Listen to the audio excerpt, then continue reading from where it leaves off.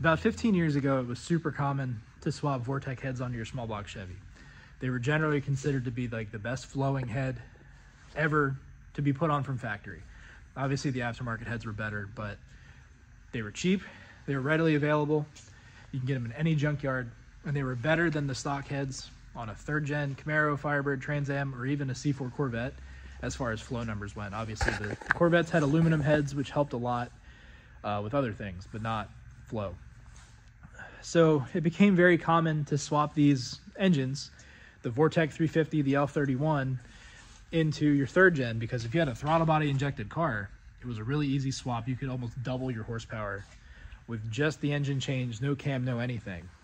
And it became popular on TunePort cars because they made really good mid-range power, which is the same time the TunePort cars make tons of power. But as time's gone on, this has really become not cost effective. We're going to talk about why. So this is my L31 that I built in about 2011 or 2012. So this is the L31 block, but I ended up putting an aftermarket casting on because they were cheaper and more readily available. These are Engine Quest Vortec heads that I think you can still get. One of the things with Vortec heads, at least with the stock ones, is they have pressed in rocker studs, like most OEM heads did at the time. I think all of them did actually at the time. You've got to convert them to screw-in studs if you want to have any real valve lift. The other thing was the spring seats are too high on standard Vortec heads to run any high lift spring. Particularly in the case of the TunePort stuff, the Vortec TPI stuff is just not available new anymore. You can get the Scoggin Dickey's base, but it's like $500 and flows marginally better than stock. So you're not really gaining anything, and you're marrying yourself to this set of heads. And a lot of people will say, oh, well, you can just drill your stock intake to fit. I have got some images that I'll put in here that kind of show why you don't want to do that. And while that may work, and you can do some port matching to make it really work, it's not ideal. It's important for this surface to seal and seal well. But by the time you factor in the cost of the base, or the cost of the intake manifold in the TBI case, the machine work you need, and you haven't even got to the cost of the heads yet, it's already quickly becoming just as expensive as putting on a set of cheaper aluminum heads that are more budget friendly with your stock base, because the stock base will flow almost the same as the aftermarket base, just based on what's available. You can get a first intake in Vortec pattern. That's $1,000, I think, at least. There's probably more now. You know, everything's gone up in price. They were $1,000 about 4 years ago. They're probably closer to $1,500 now. So yes, that's a big improvement, but we still don't even have the heads. One of the reasons I went with these heads as opposed to the stock heads was because they became known for cracking. Both castings, there's 2 different castings available. Both of them are known to crack and leak water. So yes, you may be able to get cheap ones in the junkyard now for, you know, $200 a piece or something, but say you factor in those $400 in heads, you're taking a gamble because you don't know anything about them.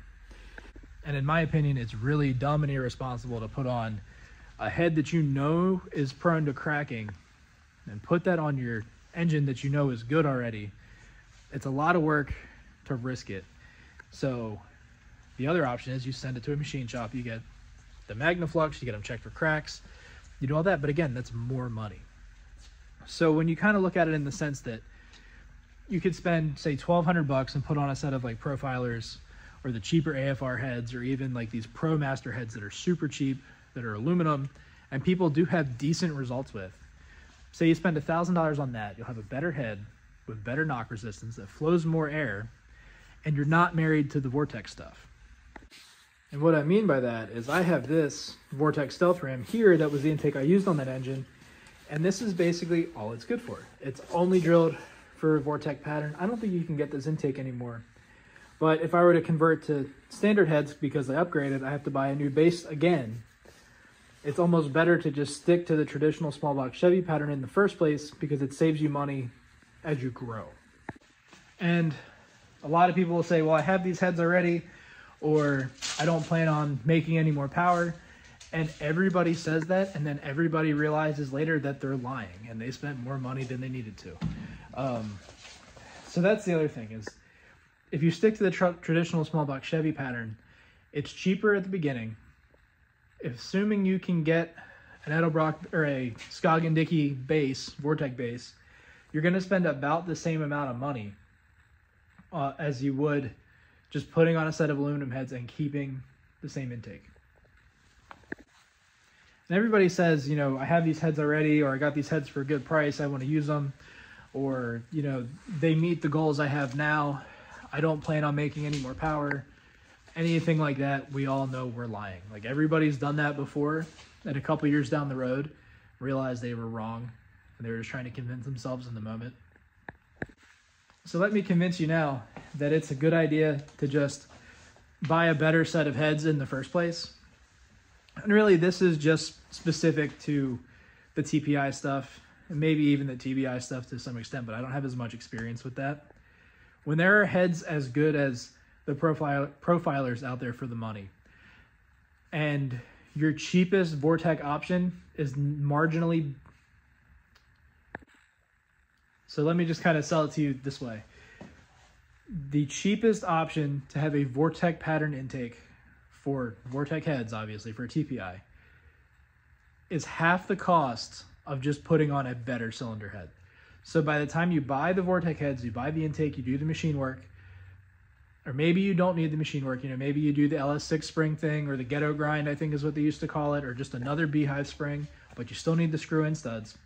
By the time you pay for all that, you're in probably at least $800 to a used set of heads that aren't really that great.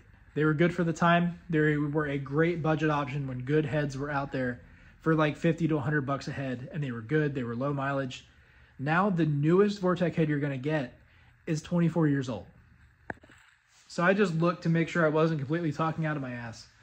The AFR Enforcer Series aluminum head is $1,250 for a brand new aluminum head with the screw-in studs and everything. And that's complete with valves, springs, everything. It's not a bare head. The profilers are a little more than I thought. They're $1,500 for the set. But still, $1,000, say $800 to $1,000 to reuse a stock iron head, or $1,200 for a good new aluminum head. It's a no-brainer in my opinion. You will still be limited by the stock TPI intake. I don't deny that. But the TPI stuff has grown to be so expensive, it's nonsensical to use it. And I don't mean that completely. Like, the ECUs are decent. They're very capable for the time. And they are fun. They are a ton of fun with all that torque.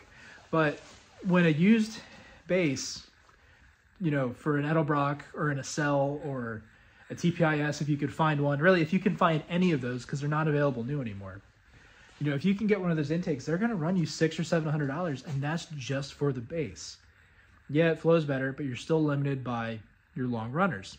And a set of aftermarket runners is just as expensive. You know, you're going to spend $1,400 or $1,500 just piecing an intake together, and you still have the stock throttle body. I think you can still get the Stealth Ram, but if you have a C4 or if you have a Firebird, they're not going to fit under the hood. You have to get either a bigger hood or do some modifications to make it work. The first stuff, as I mentioned earlier in the video, is good, but you're still looking at like another $1,200 or $1,300 before you're even getting any benefit over the intake. So in my opinion, right, if I were to do this again, I wouldn't do the Vortec thing ever again. I think it's kind of overblown and overrated, just in the sense that there's tons of threads from years ago about how Vortec heads and the LT4 hot cam was like an instant 300 wheel combination. And having done that, I don't think that was ever true. And I've talked to a couple other people that have done it, and they're like, yeah, mine made like 250 wheel. And it never made more power. And people are like, oh, your tune sucks, this and that. I've never seen proof in real life, in my own eyes or my own experience with anybody I've met, that made these crazy numbers that the cars were, you know, claimed to make with that combo. And really what I think it is it's the echo chamber of car communities on the internet. You know, it's very common to see that where people are like, oh, this is a proven combo, and everybody spouts it out, but only 2 or 3 people did it. And that's kind of what I think happened with these and the TunePort stuff. It was always expensive, but the problem was better heads were a lot more expensive. Now that price gap is closed, and it's not really worth it anymore. It was close in 2011 when I did that, and it's even closer now. I don't think I would do it again. So hopefully this rant kind of did something for somebody. Hope this helps. Thank you for watching. See you guys next time.